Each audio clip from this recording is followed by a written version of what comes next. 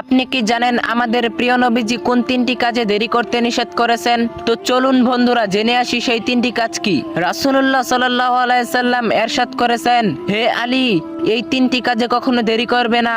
এক নাম্বার হচ্ছে, যখন ছেলে মেয়ে প্রাপ্তবয়স্ক হয়, সঠিক পাত্রপাত্রী পাওয়া গেলে তাদেরকে তাড়াতাড়ি বিবাহের ব্যবস্থা করো, যাতে করে ছেলে মেয়েরা জিনা এবং ব্যভিচার থেকে বাঁচতে পারে।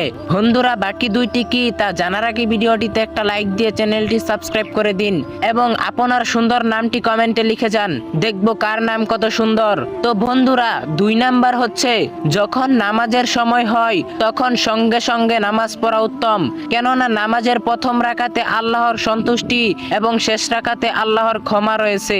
বন্ধুরা 3 নাম্বার হচ্ছে, জানাজার নামাজে দেরি করবেন না, কেননা মৃত ব্যক্তি যদি জান্নাতি হয় তাহলে তার জানাজার নামাজ দেরি করার জন্য জান্নাতের নিয়ামত থেকে তাকে বঞ্চিত করা হতে পারে।